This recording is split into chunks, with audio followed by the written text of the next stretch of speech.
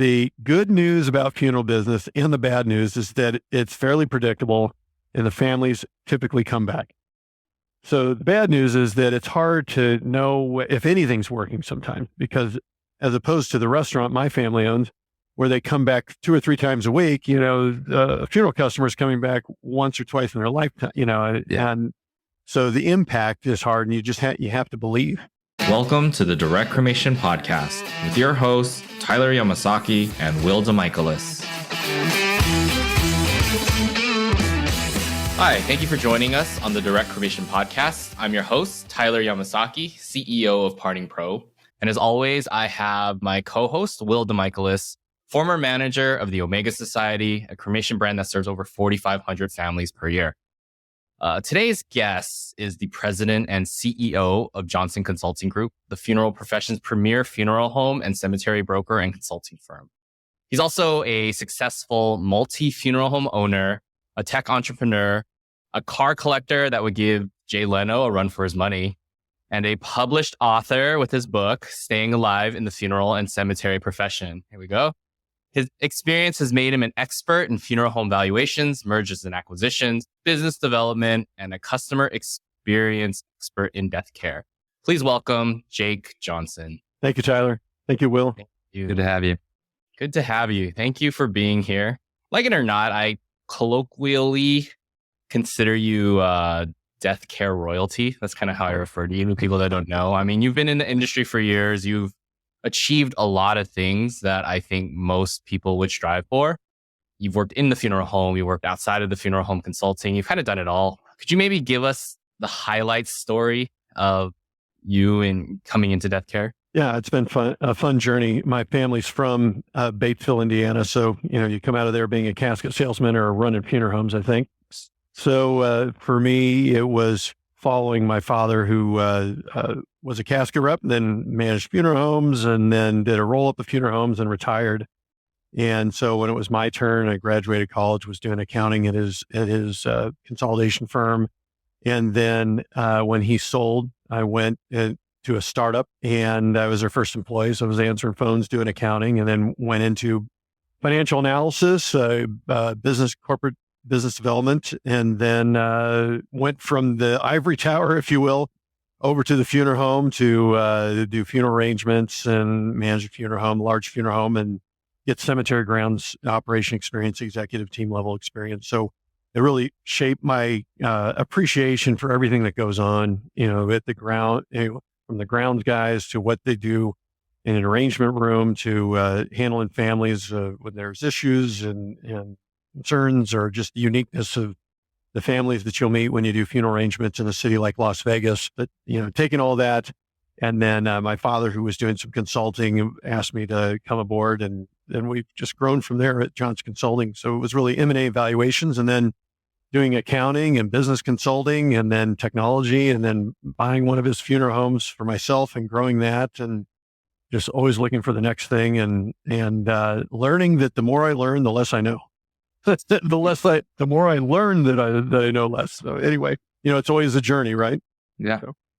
I mean, I think we could talk at length about the products and things that Johnson Consulting does. Cause that's just a very general term, but you guys, like you mentioned, do a bunch of different things. So I think it might be helpful if we can speak to some of the learnings that you've gathered through your different products. And so if you're okay with it, maybe we can start by talking about the Johnson Consulting Group Performance Tracker. Sure. What value does it provide to the funeral home, and what are you tracking?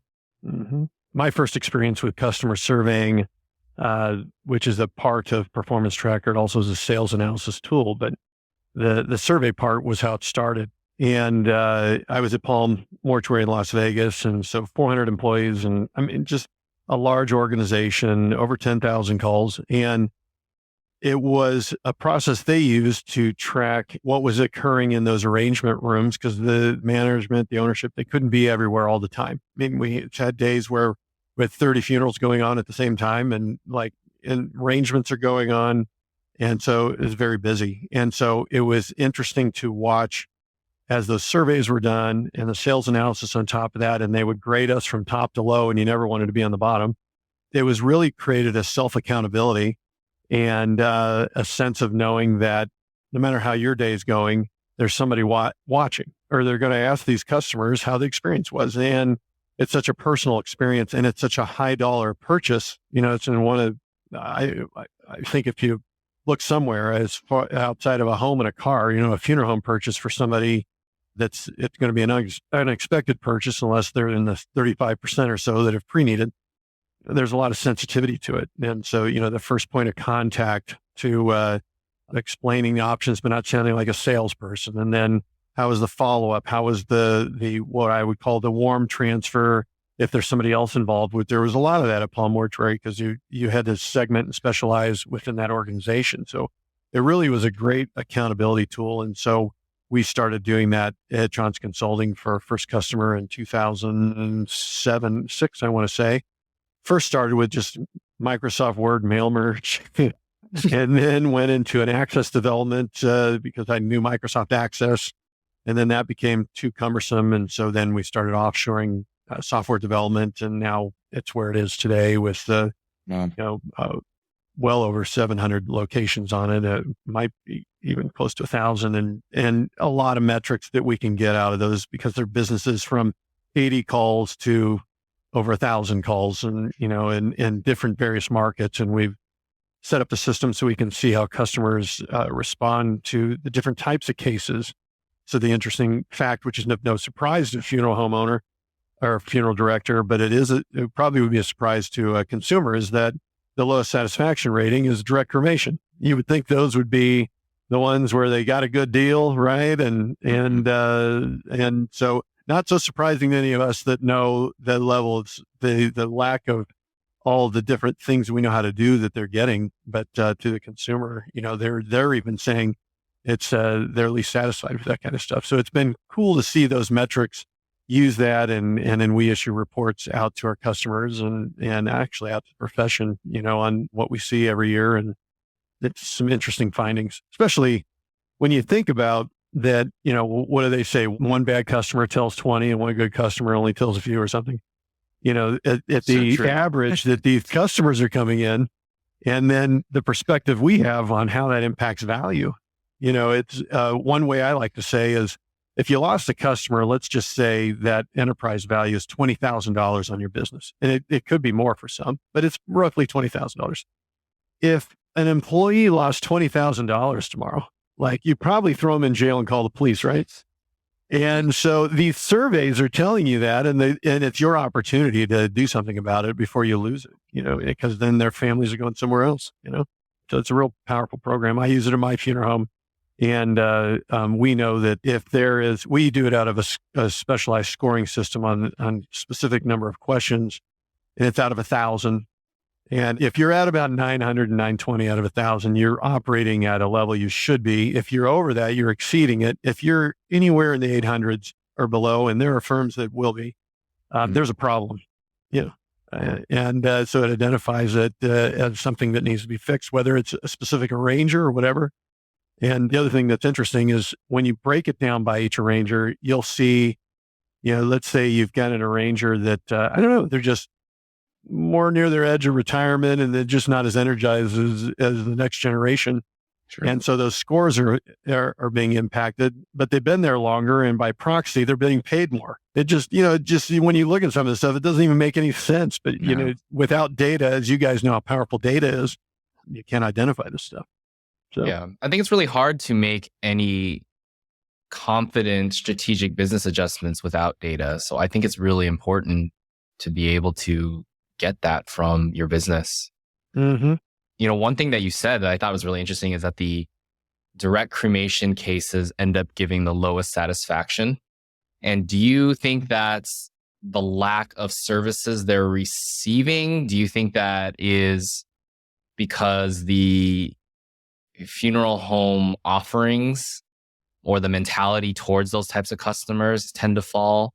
I know Will will probably say that, and I've seen this firsthand, but they did treat their families pretty high. So they had a pretty high referral. It's a balancing act, because if that's what our bread and butter is, you have to provide value in the fewer touch points you do have.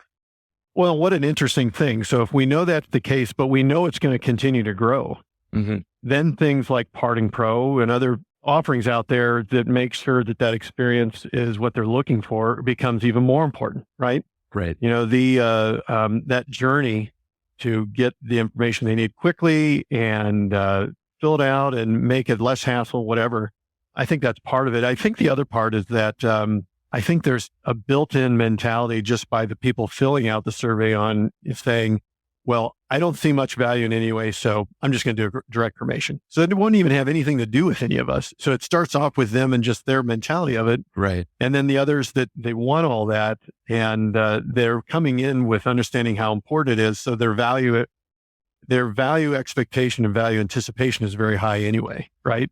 But even more importantly, then, if you've got these customers up here that their value expectation anticipation is this high, making sure you've got that performance culture to respond to that is even more important, or you're just going to add to the progression of just more families saying, well, it's not what I expected. It's so much easier to do a direct cremation. I don't see much value anyway. Fine. We're going that way, so it's an interesting balancing act. I think the other thing that's going to be interesting is the correlation between, probably a question you'll ask, but the inflation that's occurring, rising labor costs, and the squeeze that puts on a low margin business if they don't have tools like online tools and technology. I mean, it's just a push towards technology even more.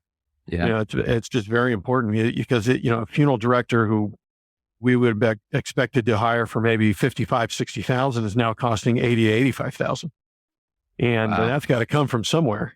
Yeah. And so what we've seen is payroll increase from like roughly 30% of net sales at a funeral home to 35 to 37% of net sales, on its way to 40. And most funeral operators would be going, they're feeling it. And so in our M&A world, kind of jumping all over the place, but our M&A world, we're selling businesses because they've given up on trying to find people and they're like handing the problem to somebody else. I would say at least a quarter, I would say, of the businesses we've sold, that's been the reason for it. It may be continuing to rise until we either increase our prices or accept a lower profit model or learn to use technology to help us get back some of those, the capacity to handle more and cost savings. Yeah. Get time back. You need time back. Yeah. Big time. Yeah. I mean, I think it's super important to get feedback, and, you have to look at these metrics with a fine-tooth comb, especially if you are the owner, right? No one else is going to look at it. And it's weird because I know death care is very much a feelers type of industry or feelers type of profession. But then we come in here and you're talking about enterprise value and you're talking about data points and stuff like that. And a lot of times it's a lot different from what someone who wants to get into the industry is, thinking about all the time. Well, what's interesting, and it's been a learning lesson for me. And so one is that the survey is very important, but the lead generating portion of it, and now the online review portion, which is so important to all of us, those online reviews is equally important. So those are parts of the software as well. Lead generation, which will pay for the software in itself in new business. And then those online reviews for, if they're, as the customer, more and more going online to just make these decisions and go to a site to make those arrangements, how are they finding you? And they like to see what everybody else is thinking, and those reviews are certainly important. So there's a lot going on, a lot of change, and technology is a very important part of it. And I think a lot of business owners, and it doesn't matter if it's a funeral profession or us in our own technology businesses or a restaurant, we have younger kids, right? Tyler, you and I were talking about that. It's amazing the progression of segmentation and specialization that's occurred out there. Like a child even has to make a decision what sport they want to do because they're going to be so irrelevant by the time they're 10 or whatever, because everybody's specializing in baseball or football or soccer or whatever. And that segmentation and specialization is flowing into just business processes. And what happens is there's two things happening. One is technology is giving you more information than ever as a business owner that you could really kind of do a lot of this. If you wanted to try to do it on your own, you could do it, but you shouldn't be doing it these people like what you guys do, what we do, we specialize in these things. We do it every day.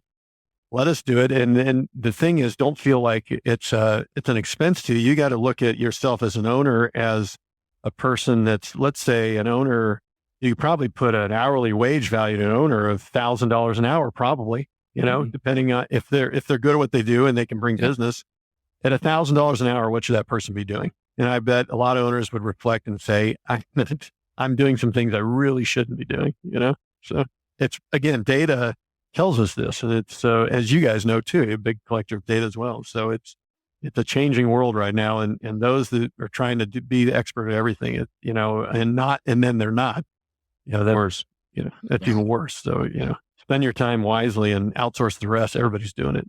It's one last comment. So my father would always say, I don't know how your generation is going to figure it out. And then my generation saying, I don't know how the next generation is going to figure it out.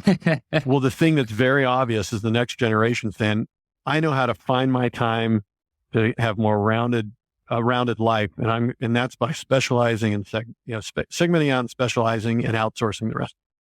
Yep. Crowdsourcing. Yeah.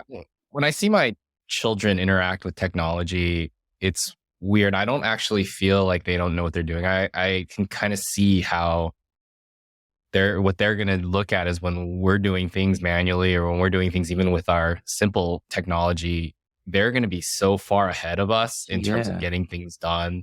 They're probably never going to know how to, do a lot of the things that we know how to do, because they won't have to, right? My kids will just yell, and it's weird because we'll go to the store and we'll be talking about something, and when they were younger, they would just yell out like, "Hey Google," trying to get answers, because in the house, they can do that and someone will answer them, right? But they're in an area where there's no speaker and there's no one listening, but that's kind of the expectation. They know that they can just get knowledge right away, right? And so they can move on. And for us, I'm like, Wikipedia, and even that's really old school.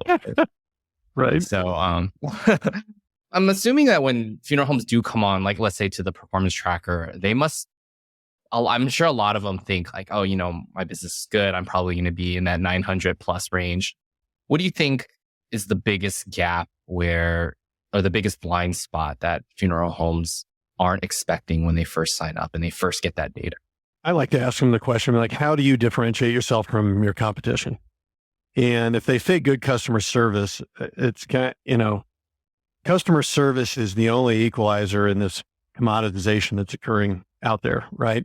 However, how do you know what your level is? So first of all, the customer going in there, if they've chosen you, they expect that it's going to be good in the first place.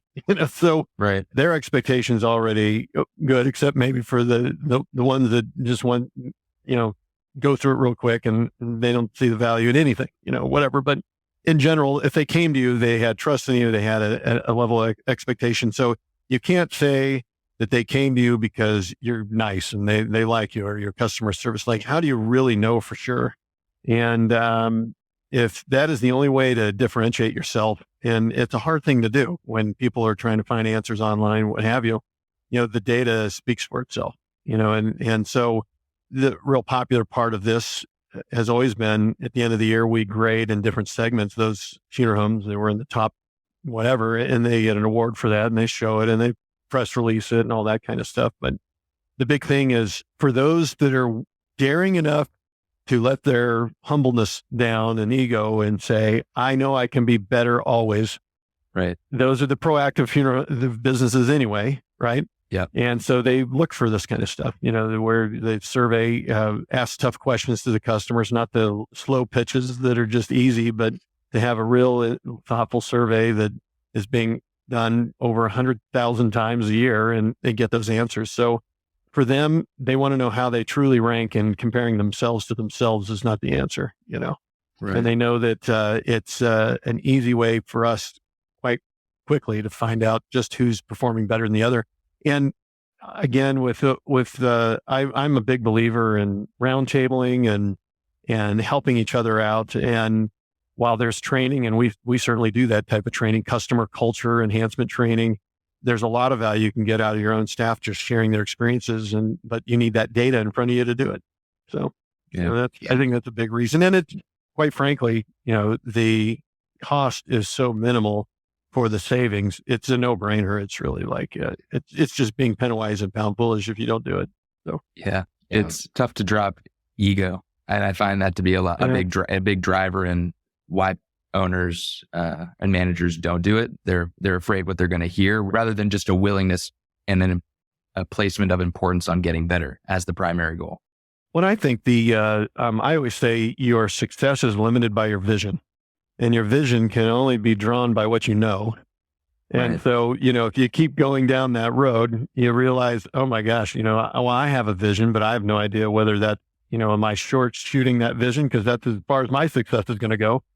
And so, it starts with, do you have a coach? And then do you want the coach to be a physical person, or do you want it to be data that's coaching you on how you could be better and what have you? So we saw it as a affordable way to have kind of like a virtual accountability and coach on how to set your vision higher. And if, for those that have CEO coaches or business coaches, it's amazing when you start receiving that data and hearing feedback from somebody that you have to swallow a hard pill sometimes, but you realize that where you thought was success for you and what the stretch goal ends up being and what the new goals are in the stretch goal, it's amazing what you can get yourself to do and your Right. company and your funeral business if you dream and you expand that vision. So I completely agree. I was lucky enough to be invited to your summit. I don't know if it was your last one, but the one right before COVID. I think it was in March or February of 2020. Like that was like the last event I remember. before everything shut down. Yeah. And I just remember seeing all of these funeral homeowners in there, and they're all large scale funeral homeowners. And what was really interesting, and I think that you did a really good job of cultivating, maybe that's just how they were, but they were very, very collaborative. They were all there to learn, even though some of them are doing thousands of cases, serving thousands of families a year. They were all very upfront, very willing to share, very willing to learn. They all seemed like they were in a very collaborative manner, which is not something you always see in death care. Mm-hmm. So I think it was just, you did a really good job of creating that, or just bringing the right people together to create a really interesting summit. It's fun. Our summits have been great. We've always, to us, it's probably because we're funeral home operators and owners ourselves. We know that we don't have all the answers, and it's all about collaboration and getting people together and talking about what they're seeing. And while the problems are similar, there's different ways in which they're getting solved. And I would say a lot of, I've got, my vision is far. So to get to that success, I'm still pushing on myself. But where I've gotten so far is by knowing I don't have all the answers and getting collaborative feedback. And I think the big thing too is try something. If it fail fast, and move on. Yeah. It's amazing the amount of time people spend, and probably it's because they're not seeking outside help and they're trying to do it all themselves. They spend trying to solve a problem that's already been solved. And there's nothing that's been more humbling than the technology world, as you guys know. I mean, just about everything's been solved. How it's been solved has been differently done, and how people find the end to that. But there's somebody that's encountered it out there, and how they've encountered it and learned from it. That way you can spend more time on things that are going to be successful. So it's a great way to collaborate. And again, the data helps you with it as well. Okay. Shifting gears a little bit, Jake, I want to talk a little bit about M&A and an expertise of yours. What goes into a funeral home valuation? Mm-hmm. There's a lot. So for us, it's on the financials, and then it's We got off all the day. financials. Yeah, let's do this. I get excited about it, but somebody to sleep. But so the big thing about a funeral valuation is the trend that your business is creating, and that's why funeral business valuations go so hand in hand with succession planning. We have our fair share of customers that come to us and say, we've decided to sell and we need to sell tomorrow. And so whatever that trend is they created is what they got. And I can get them a good value, but there's a good amount of those that if they called me 3 years earlier and got started on the process and integrated technologies and did strategic planning and coaching and surveys and all this stuff, their value because of the compounding of the multiple of cash flow to create the overall value, it would have been even more. So it's a trend analysis of financial statements, P&Ls, looking at case count volume over 10 years, because, there can be impact that can impact case volume, beyond 3 or 4. So we look at case volume trend over 10, financial volume, financial P&L trends over 3 and the most year to date. So right now it's really 4 years of financial statements. And then the biggest piece is beyond that is payroll. And so it's restructuring payroll to what it's going to look like now that the ownership is not there, who's a big part of it. Right. So I always say when we do these valuations, I tell the owner, you have to now look at your business as if you're on an island and you can't be there every day. How does this thing need to be staffed? And what's the payroll look like? And then we rebuild that. And we know that those benchmarks are going to be somewhere between 30 on the low side. It used to be 25, 30 on the low side to 35, 36% at a funeral home. If there's a cemetery, you'll be higher of net sales. And so we use all these benchmarks and we get down to this EBITDA number that you hear. And the reason that EBITDA is so important is we're looking at what is the free cash without any debt that a new owner can expect to start paying new debt with, So, so if it's the way I like to say it, and then there has to be a spread, and that's called fixed charge coverage. And so what's that coverage that the bank's going to allow for you so that if you have those bad months in general service, that you can still cover that debt. So you're doing all that analysis. You're looking at the payroll. You're looking at the assets and the real estate, and how is that coinciding with your estimate of business value? And then you're coming up with this overall value. And that value is not going to include the cash and operating cash. It's not going to include the receivables, but it's also not going to include, you're going to have to take care of those payables. So, it's kind of a wash in what we call a working capital adjustment, and you come up with this value. And that's where you find out just where your success is. And it's like any other measure, like doing a customer survey.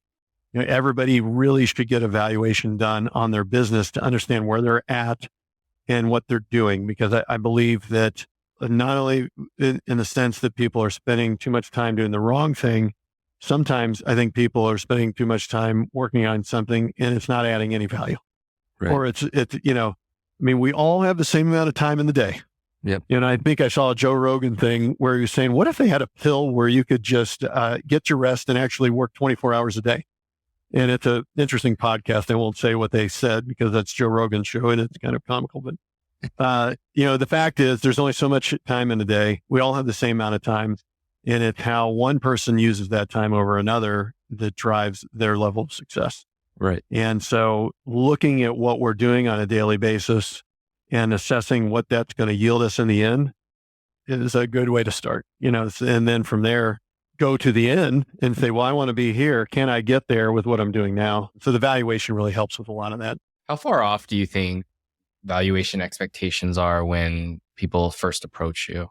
Right now, they're pretty high and seem to be reasonably aligned. There's a lot of activity in the space. Yeah. The last 2 years have been record years over the prior year for us, and next year will be a busy year still. But the interest rates are driving it down a little. There's a little softening, I would say, but the premium firms are still getting a good price. The problem is, quite frankly, and it sounds so self-serving, but it's the truth. If you don't have somebody that helps you with that process, first of all, it's a very disruptive process when you're trying to run a funeral organization and you're also trying to sell and answer questions of buyers, but you're just not going to get the money if you take it out structured with a well-constructed marketing package and present one person against the other with those findings. And the other thing is the tax consequences involved. And I could go on and on about that. We end up paying for ourselves in that, but the expectations they're always pleasantly surprised in what we're able to achieve if we go to market. Mm-hmm. Our valuations, though, we're very careful about it. We don't like to be an overpromise and underdeliver. I kind of learned that in funeral arrangement room because that's the last place you want to do something like that. So we're fair and conservative in how we do those valuations, and then evaluations depending on the purpose. If it's an internal transfer or if it's an outright sale, we end up so that people have perspective on those two things as we do what we call a 2-column approach and show one side what it's like for the internal side who's going to buy it from the mom and dad. And then for the kids to see from mom and dad what they're giving up if they were able to take it to market. So we kind of have a happy compromise in between. But, you take it to market, that's a whole different ball game. So valuations will not get you there, but they'll give you a roundabout range, and then you got to have somebody go fight for it for you. So how would you describe a business in today's climate that would demand a higher multiple than like a 6 or 7 that's generally accepted on EBITDA? Yeah. Higher multiple, you have to have you've got to have a staff in place that's directly replacing the owner. Basically, the owners, and this is not an impossible task. Let me share with you. So my funeral home in Sun City, we've grown that funeral home $250,000 revenue from $1.4 million in revenue. I'm always an open book about my funeral home. And I've done it because I'm not there every day. My job is strategic planning for that business, making sure if the staff needs certain resources or we need to remodel something or talking more about marketing and where we're spending that. My job is the strategic growth of that business, and my staff's job is take care of those families and be out in the community. And so our business is a business that if I were to sell it, your work is cut out. There's nothing that you need to do as it relates to payroll. And there's some businesses you go into, the embalmer's retiring, the owner was doing all the work. Right. That's a bigger lift for a buyer. And so value is a crossroads of opportunity and risk. Right. And the workload that you have to put into it. So high performing funeral businesses have great staff that are doing the job, and the owner doesn't need to be there on a regular basis, can be easily replaced. As hard as that a pill as that is to swallow for an owner, it's the way in which you drive value. They're the name in their community. The owners kept up on the look of the facilities and looking out to the future and where they need to be. The obvious visual things about the business are in order, and they compete well against good competition. We've had some great businesses that are in a market that they're just waiting for a competitor to open. And much as they would have gotten a good value against good competition, there's a little more risk involved. So the brand name in the community competes well against competition, good trend, has a good site on cremation and how they're handling it, staff that can manage it without the owner. And I think also that they have addressed the online presence as well. That they know the online as well as the physical presence. And so they've got all their walls defended, if you will. Sure. It's just a great business. We're seeing a lot of value being driven out of businesses that are more of the, not discount, but lower cost businesses that are handling cremation well, but it's not like at $595, but maybe it's at, the overall average sale of the business is $2,000 or something like that, or, $2,500 average sale business in New Jersey would like jump off the highest building and like slit the throat on the way down.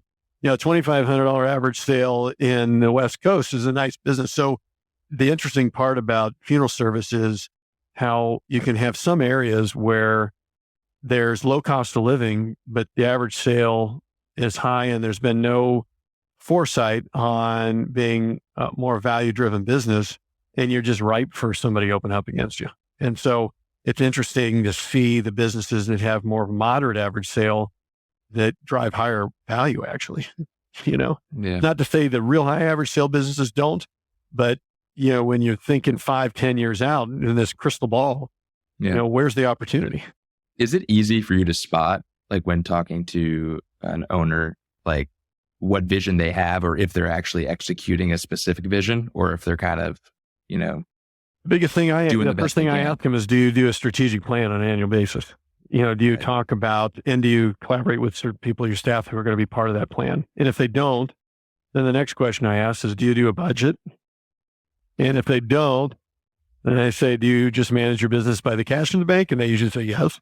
Right. And, these are strategies that are okay, but they're not for the next generation funeral director. I mean, there are very proactive funeral home owners out there, next generation, that they really have their, together. Their strategic planning, their budgeting, They understand the cremation family. If they got an online presence, these are going to be winners in our space. And the others are going to have a tough time if they don't start doing some of that stuff. Yeah.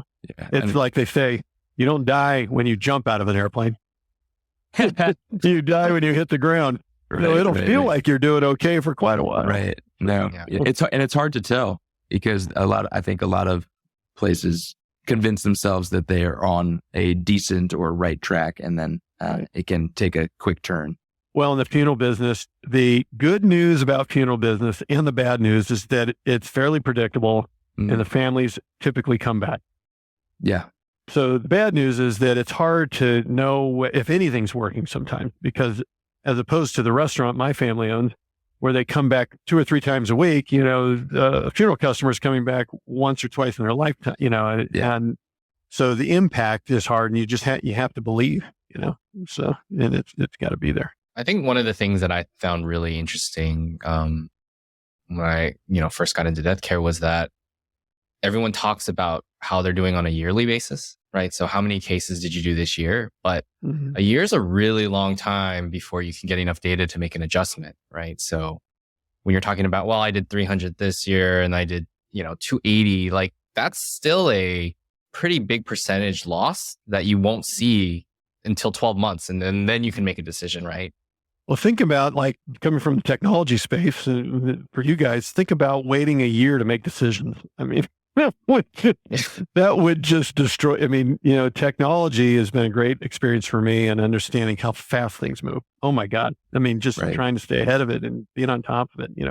The funeral business, it's, I use a quote by Mark Twain. You can look this up because I was born in Cincinnati, so nobody can take offense to this because I went to school in Cincinnati. I went to Xavier in Cincinnati. But Mark Twain said if the end of the world was coming, he would move to Cincinnati because it'd take 10 more years to get there. And I think that the funeral service is very much the same way. Like, anything that's going to be a change is going to take it seems like it's less than 10 years now. But we have such an opportunity to see the future in our space. And it's a shame to see some that just don't take advantage of it, just waiting for it to happen. And they're watching reacting instead of, proactively doing something about it. Yeah. Mm-hmm. I think COVID opened a lot of people's eyes. Oh, yeah. Big time. We always talk about, well, what is it going to look like in 5 to 10 years? And COVID kind of pushed that on death care overnight. A paradigm shift. Yeah. Everyone's had to adjust. And so I think, at least the conversations that we have is a lot different now of, do you need this? It's more, I understand there's a problem now and I need a type of solution. Before we were almost trying to educate towards the future. Right. When we were selling, but now it's more, now they're there. They're problem aware. Oh yeah. Right. Well, I think if somehow we could shut down all social media and cryptocurrency trading, we might be able to get the people back in our, working or something. But the fact is, inflation and rising payroll, like, man, that COVID has definitely changed that. That really accelerated our labor issue in the funeral space. I'm telling you, Yeah. It's something. And so now it's like, if that's it, are we going to raise our prices? Are we going to find tools that can manage some of these tasks, economically so that we can still maintain our profitability? It's, there's some interesting things going on right now. That's for sure. I could speak to that personally. We had the workforce issues at Omega through COVID, exacerbated by COVID. Luckily, we found Tyler and Parting Pro a couple of years before COVID hit. So we were able to take advantage and leverage that technology to get paperwork and payments online, made everything pretty simple. But I couldn't imagine being a funeral home owner still writing stuff on, graph paper notebooks, which I'm sure they still do. How they would even attempt to succeed. I think the thing that's interesting too is like, it's a mind thought paradigm shift. So a business, going back to fixed charge coverage and valuations and EBITDA. So a business from a cash flow coverage, it's acceptable by a bank who's the biggest critique of any, they hand you umbrellas when it's not raining and then they take it away when it's raining. That's a bank, right? So like the cash flow spread they're willing to accept is 35 cents on the dollar. So if you have $1, it's 35 $1.35 in cash, they're willing to give you $1 up to, or accept that you can support up to $1 of that. So most small businesses that have been around a long enough time, their fixed charge, they might not even have any debt, or their fixed charge coverage is well over 2. Like in dreamland compared to people, my experiences of watching my father buy 110 funeral homes and helping people buy new funeral homes where cash flow is tight when they take on this new debt, but it's acceptable by banks and it actually works if you manage to a budget and all these things. Right. So what's very fascinating to me is we know these changes are occurring, and then people will come to me complaining about their business growth is stagnant or their mix is changing, their profitability is dropping. They have no debt. Their fixed charge coverage is over 2 times. So they have plenty of cash flow to solve this problem, right? But it's a reflection on saying, okay, to start as an owner, is this a lifestyle or do I want to do something with this business? Right. If it's a lifestyle, it's going to hurt a little, right? If it's something, basically my point is it's solvable, and those that are going to solve it are going to do well. Like at my business, my advertising expense is close to 8% of my net sales. On average, across funeral homes in the United States, it's like 2 to 4. Some are lower than 2 because it's a good maintained program, if you will. Yeah. But talk to marketing agencies within our space. I mean, they would definitely suggest hire if your idea is to grow and not be a lifestyle business. And so we know the cash flow is there to do these type of things, and we know they can create capacity if they outsource to and use technology. The question is, so what are you going to do, right? Jake, I want your opinion on what are the best ways for a funeral home to increase their enterprise value in the coming year?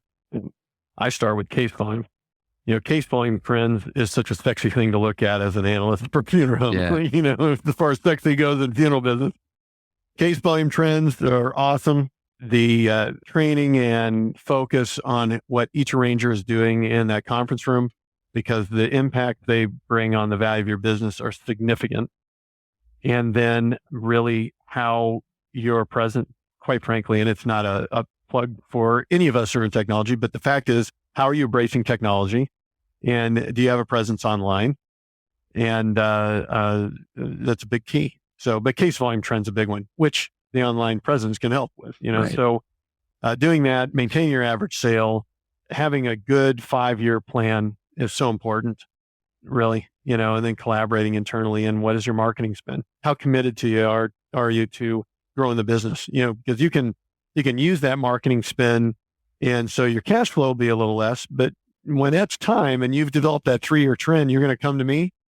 We know that you can enter a maintenance mode now with what you've maintained, because what the new buyer's buying is what you've created, not what they're going to do. Right. And so they'll always say that from the expense standpoint, but I'm saying it from the revenue standpoint. So, or they'll say it from the revenue, I'm saying from the expense. So we know that we can take that marketing package, and if the advertising spend was this to get it there, well, I'll start adjusting some of that stuff and get that cash flow up and drive value. And then it's up to the new buyer if they want to invest in that stuff. But so trends, positive trends. When you talk about trends, like at least in case volume, you're looking for growth from year to year, right? Year over year growth, not just we did 300. Not easy to do in funeral service, but you can do it, Definitely. Especially right now, we're looking at the largest population of the United States entering into a stage of confronting death, right? Right. And we've had COVID, but while the future outcome is not good for one segment of the population, it's good for funeral homeowners. Really, we're a business, right? And so the question is, how are we going to, capture that and to a consumer that's or a customer that's learning, although it's like Cincinnati, they're 10 years behind, but they're wanting to see more information. You've got the FTC now saying post your prices online. So how are you going to differentiate yourself? And if they're going to find it online and want to do it online, how are you going to do it? There's all these different facets. And I think the biggest challenge that funeral businesses have in the future right now is their labor. Yeah. It's really a bear. And so there are ways to solve that instead of complaining and getting out. Well, getting out is an answer, but if you want to stick in it, there are ways to solve it. And, again, it's technology and it might include raising prices. I mean, we've all been faced with that and everything else we do. And as funeral professionals, we're caring, sensitive people, and raising prices to the way inflation is raised is not a comfortable thing, but it may come to that. We don't know. So I want to touch on something that you mentioned a little bit before about enterprise value and succession planning. How would you recommend funeral home businesses plan for succession? What conversations need to happen and when? Yes. So you start now. I do succession planning at Johnson Consulting. I have no intention on doing anything with Johnson Consulting, but there should be a succession plan, whether it's for the business itself or for the next manager, and when they're retiring, or the next funeral director that may be retiring. There's succession planning that should be occurring every day. It's not a long exercise, but it's something that needs to be out there with some follow-up. So it requires a strategic plan, so having a strategic plan to monitor that succession plan, but it's always starting with the end in mind. So Right. How long do I want to work? When I retire, what do I expect to have? How do I expect to live? How am I going to achieve that? And sometimes you might find that what you're doing is not going to achieve that, or what it means is that it doesn't mean that you got to stop what you're doing. It means that you might have to expand. You might have to buy, you might have to move to and do funeral service somewhere else. I don't know. There's so many outcomes to a succession plan, but starting now is the right time, and really reviewing it annually through a strategic plan and budgeting is so important. Good to know. Mhm. What is the percentages now of internal family takeovers versus, It's less selling? than it used to be. It's interesting to do valuations for businesses that they're just premier, nice businesses, and the next generation's like, if you can sell it, mom and dad, just think about me, when you sell, and good luck. I'm not going to work as hard as you. There's a sense, and I think it's a right sense, that my father's generation and generation before would think we're all lazy, right? We should just be putting 8 hours, 10 hours a day, and you work through the weekends and take calls, whatever. We're just not going to do it. And so some are up to figuring out what that challenge is by the segmenting, outsourcing, whatever.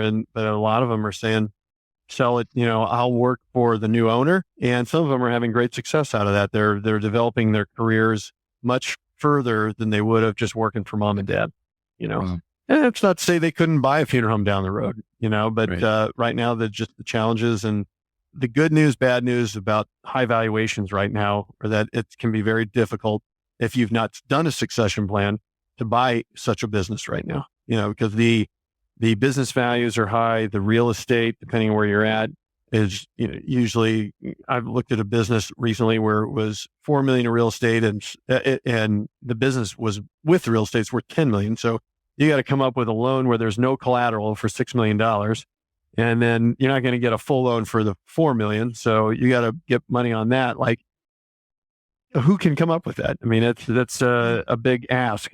But if you do enough planning, you can, if it's, I know there's a funeral business in town here that does an ESOP where the employees, it's basically their profit sharing, but they're gaining ownership in the business. And there's a lot of benefits to that, quite frankly, especially if you want to dictate the value, in my opinion. It's a great way to do it. Or you're starting to trickle ownership a little over time, so that when that person has, let's say, 20% ownership, that makes a big difference when they go out and find financing. A huge Right. difference. Right. Yeah. So if that's not been planned, and a lot of them have been that way, Yeah. it's there's only one outcome. Either plan for selling in 3 years, or just plan now, call me, and then, we'll drive it. But, the next generation, either key employee or family member, even if they want to own it, there's no way they can afford it, Right. There are ways, but you gotta really understand that cash flow with that 2-column approach, and put some structures together that achieve what mom and dad want. And they think they're going to live forever. And so they need cash, for 2 lifetimes over. Then the next generation, who's trying to conquer the free world, Of course. just wants an opportunity, So Right, trying right. to meet those crossroads. Yeah. Some parents are willing to work with that, and some are not. It's a tough spot to be in for sure. Yeah. I mean, I'm sure you're just going to keep seeing the same thing and just get a bit larger sample size and build a trend. And I'm sure you can see a trend develop if you haven't already, which it sounds like you have. Oh, definitely. Yeah. It's just interesting. Some of the business we've sold that you wouldn't expect them to have been sold. But they did because, first of all, the valuations today, but also they would prefer to work for a new buyer and elevate their career that way. I hadn't thought about that. 2022 definitely had a few interesting names out there that sold that was kind of a shock to everybody. Sure. These people will call me, like Schedinger's was one. That was one of ours. They call me and like, really? So that my job, I should be excited about this stuff, but I know these business owners and they're friends of mine, and I have to, it seems like sometimes I'm trying to talk them out of it, because I get excited, I see the opportunity, but of course, I'm also not in it every day. And and I think for Schedinger's, I think they made a good decision and they're still working in the business. So, yeah. Mm-hmm. Okay. So switching gears a little bit, Jake, we're going to kind of tackle some of the workforce things. Death care, like many industries, domestic and abroad, are experiencing tight labor force conditions. We know that COVID exacerbated the problem tremendously. What are your recommendations to funeral home owners and managers who are experiencing workforce issues like difficulty attracting good talent and quiet quitting? Right. Well, so I go back to that whole thing about, 2 times plus fixed charge coverage. So we know the cash is there for a lot of them. A lot of it is where they say denial's not a river in Egypt. It's a little bit of It's one of my favorites. The denial that's involved, saying, this is crazy. I could hire somebody at 55,000. Now somebody wants 85,000 to do the same job. No, right. I'm not doing that. And so the problem, one person told me that a problem's not a problem until you make it a problem, right? So, real profound, right? But the reality is, if you don't want it to be a problem, start hiring people for elevated pay and bring some good people on, steal them or whatever, Right. Some of the proactive business, when I worked at Pullum and other business owners that I met through that affiliation, we were all paid well, and that made a difference. I felt like it made a difference. It's also a great place to work, but right. The good proactive funeral homes have well-paid people a workplace of choice, but they're also paid very well. And that's part of the problem, but it still doesn't solve finding the people. It's still hard to find the people. I don't know if it's more openness in trying to find the internships, or the other thing is, again, it starts leading towards segmentation and specialization. For a larger organization, you can do that where somebody, hey, do I have a job for you? All you have to do is what you like to do and boom. Or all you have to do what you like to do is arrange, instead of doing the whole thing and doing it a whole bunch of times and it being very stressful. So, that segmentation and specialization, we see more of that through just the removal service. People are outsourcing removals, prep work. And I think there'll be further specialization on the functions within the funeral home, and so much as they can do that, because we know that there's still value also within the next generation and balance. So, if you can find that balance, I think there can be a little sacrifice in the pay if you can offer them more of that balance. So I think the big thing is to assess your pay, make a decision and say, okay, I'm willing to increase these pays because I got to find the right people, or I'm just going to sell and let somebody else do it, because you're still at an edge where you can probably get away with it. Right. But it's coming.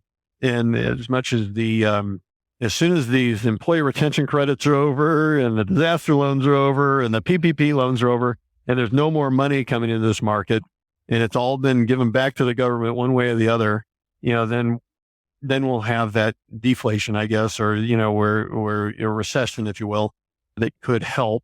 It's kind of interesting to say that. But right now, there's a lot of money out there and people are looking for balance, and you can't give it to them. They ain't coming, and they'll be the silent quitters. We've seen that as well. Do you have any comments on hiring people that may not come from the industry? So I wasn't a funeral. I did not go to funeral directing, funeral Balmer school, what have you. What was interesting was that, by the way, Nevada was, I was in there, I was doing funeral arrangement, and I was doing a good job of them because I could listen. I presented well. I was professional. And so what was as much an aha moment for me was having a finance and accounting degree, doing funeral arrangements and doing them better than trained funeral directors. And in fact, I became a manager of an 800 call firm. I was helping those funeral directors when they were having problems. I'm like, this just seems totally backwards. Like, I'm supposed to be the guy without the education, right? And so the revelation is about the listening and how you present yourself and talk with people. Of course. And unfortunately, I don't know they're coming out of the schools that way. And so it starts with the states, and it's a problem that I suppose once it becomes dire, maybe they'll solve it. But some of these states where it's dual licensing or education, college degree on top of it. I mean, how are you going to find people that way? And then pay them 50, 60,000 or whatever. It's insane. I mean, I think for the first time, I think they did a survey in colleges and asked people what they wanted to be. An influencer was a response by more than one person. Oh, it's one of the top responses. Yeah, it's one of the top responors. How do you compete with that? I mean, you can't compete with fame, Jake. No. YouTube channels and all that stuff and promotion. My God. And for doing what? Just being goofy for some of these people. I mean, it's just a different world. Yeah, that's what, for me, quite frankly, I spent the last 4 years developing an application called the Gig Scout. So you go to thegigscout.com. It's just a contractor for hire placement software. Okay. And the first notion in creating that was, at some point, for those that do funeral service in Chicago, they have these curbstoners, but you can basically, unless it's changed, you have these roaming funeral directors. They're their own boss, and they do funeral arrangements for lease. They'll lease a funeral home out. They owe the funeral home a fee, and they'll do the funeral arrangements there. And so it was an interesting analysis to do back in the late 90s for me, because you'd look at these funeral homes in Chicagoland, and so much, if they were a 300 call firm, 200 was their calls, and 100 was like roaming funeral directors. And so I was thinking to myself, well, will it come to that at some point where if they want the freedom and the funeral homes are under too much pressure, that we would just contract that kind of work, as long as they were licensed and all that kind of stuff. It's kind of interesting. Now there's still establishment license issues, and we're our own worst enemies in the space. But so I created that for that kind of purpose. And, it kind of sits there, and I wait for the day to tell people, here's where you go find your help. So. It's like a salon model. Like hairdressers basically rent a chair. Right. Exactly. Same thing. Yep. Well, that's fascinating, actually. Mm-hmm. It's interesting seeing kind of the old, I call it like the old guard of funeral directors, who a lot of the owners who remember having to be on call 24/7, and then now people are coming in asking for PTO and having these packages, and saying I'm not going to work nights, or I'm not going to work weekends, and they kind of can't get over that. But I think that's going to be one of the biggest ways that you can attract talent, is when you understand that that's what they're going to request and that's what they want. And you may have gone through those hardships in the past to build your business, but that's just not the way it is anymore. The interesting perspective for me was, so I watched my father, and as he bought funeral businesses, seeing how those funeral home owners saw the profession, and then my dad's generation and mine and the next generation, everybody's right. They're all right. Right. The question is, how is that aligning with what the customer wants nowadays? So if you could do it all, great. You just can't do it. How do you pick and choose the battles of what's most important and try to find that balance? It's, I find it fascinating, and it's interesting. And that's what wakes me up in the morning, and try to solve these problems with consulting and like with technology, like with what you guys do. So I think the old style funeral director, if I'm going to a funeral home, I would love that person. I mean, because I know that it's all going to be about me. They're absolutely wasting too much time, but it's all on me. And so I'm happy about that, Yeah. But as a business concept, if the customers want that experience, I believe that they don't want to pay, but the cost structure's changed. And so something's got to give, right? And so what's so ironic, and this doesn't just apply to funeral service, but the customer wants this, but they want to pay for it here. And so then they get it here, and then they wonder why, they can't get this. And so somewhere in an economics class, they tell you that there must be some psychology surrounding that, but it's just something that I think everybody deals with. And so you try to, that's why customer surveying is important, and doing strategic planning and budgeting, because every dollar now it has to be spent wisely. You can't just kind of say, well, I'll take care of the customer, take care of me. That's a very important thing to do, but there's a lot more moving parts now. Yeah. I think as an industry or as a profession, I think one of the biggest things is funeral homes are going to have to know how to explain value quickly and demonstrate value quickly. I think that's kind of where you come up with this huge discrepancy between what families value, what actually matters, and what the funeral home can actually provide.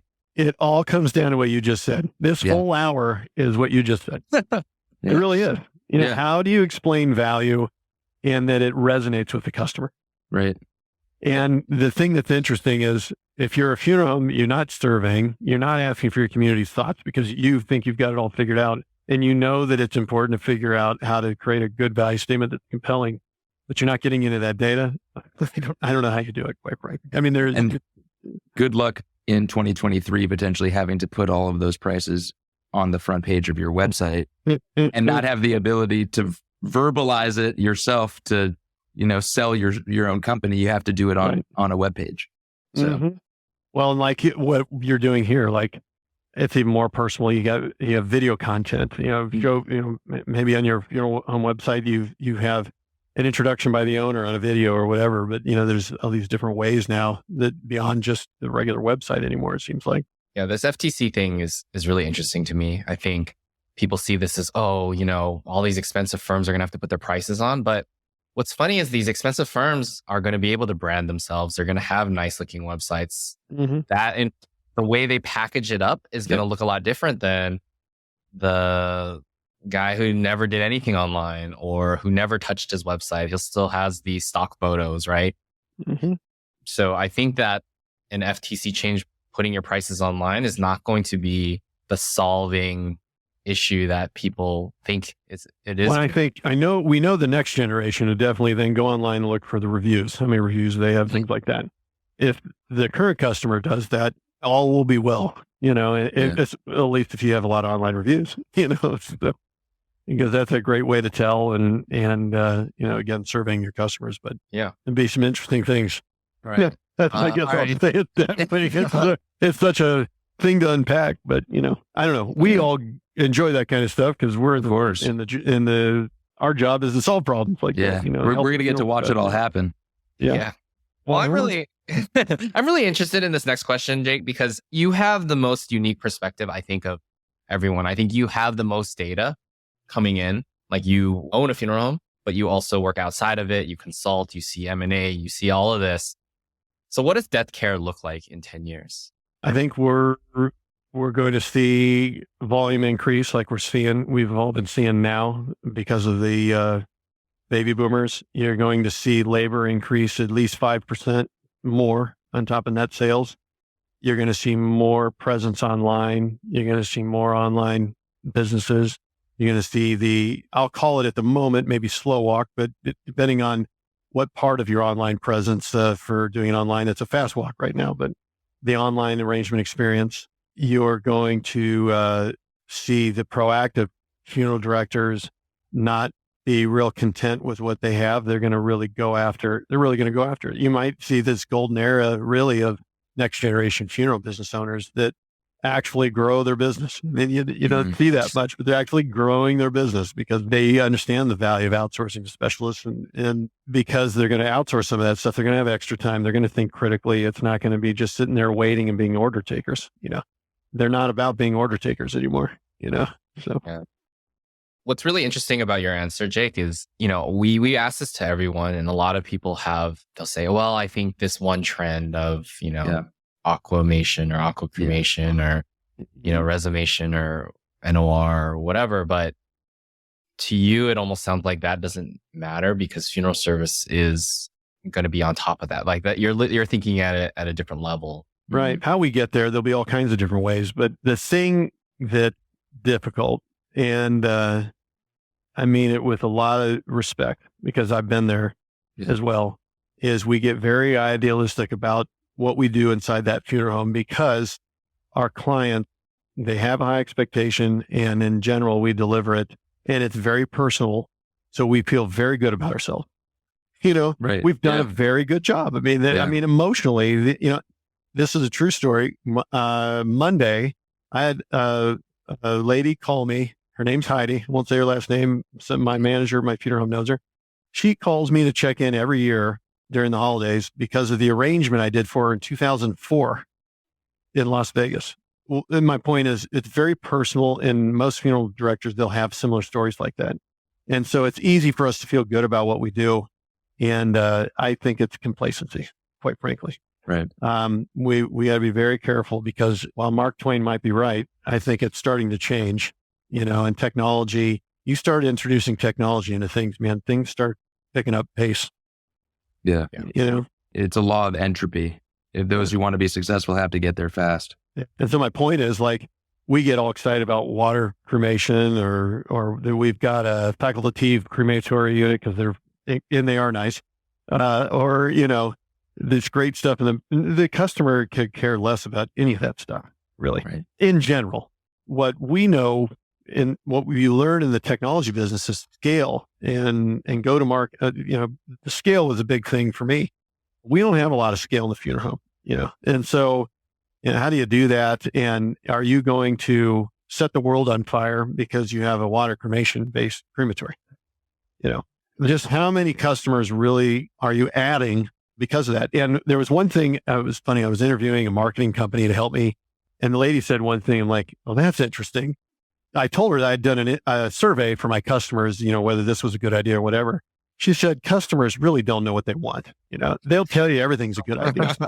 I know you guys know what I'm talking about. Customers, they don't think, and they're waiting to be sold. And then they do, and then there's no uptake, or like what you get out of it was not worth the squeeze, right? So it's kind of interesting. So, it's really trying to get a good beat on that critically through surveying and market studies and listening to podcasts like this and having a coach. I mean, you got to do that kind of stuff.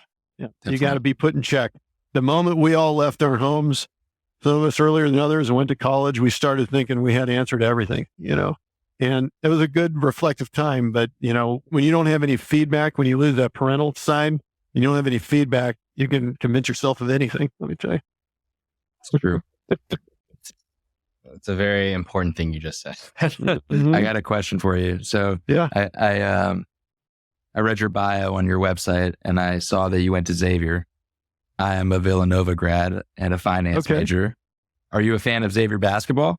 Oh, of course. Yeah. Okay. I haven't watched them lately, I have to admit, but I know they're doing okay. So. They're doing well. Tough loss against Duke and a couple others, but Villanova and Xavier have their first meeting on January 7th. Okay. So right. Wildcats versus Musketeers. Yeah. Yes. Well, I won't tell you who I'm rooting for, but I can tell you, when I went to Xavier, a great school, but very small, and maybe it's still small, but it's not compared to ASU, but that school is entirely different than when I went. I mean, their stadium, the amount of money they put into that school is absolutely unbelievable. And I think they're now going to have a football team. So it's pretty cool. Yeah. I enjoyed it. I went from growing up in Los Angeles, inland from Malibu Beach and Agora Hills, like life was pretty good.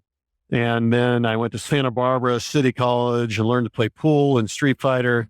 And then I went to Cincinnati, where Mark Twain says you go, where it's 10 years behind, certainly Los Angeles. Definitely. And that's where I got a better education. I can tell you that. It was good. Good. Glad to hear it. I was glad to see some Big East camaraderie. Yeah. Today in the podcast. Oh, yeah. Yeah. That's great. Jake, so you guys do a ton of stuff. Where can people find you? Yep. Well, they can call, 480-556-8500 is our main line, but johnsconsulting.com is where you start. And then we have our affiliated companies that can be searched out through there. So, it starts with johnsconsulting.com, here in Arizona, but we have people all over the U.S. So beautiful. Yeah. Thank you.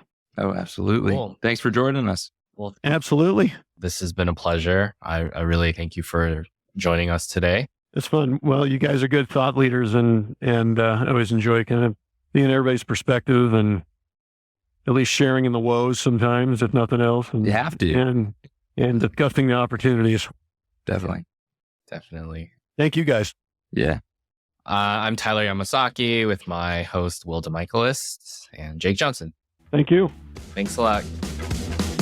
Thank you so much for listening. If you've enjoyed this episode, please leave us a review on Spotify or Apple Podcasts. If you ever want to know more, please find us at directcremation.com.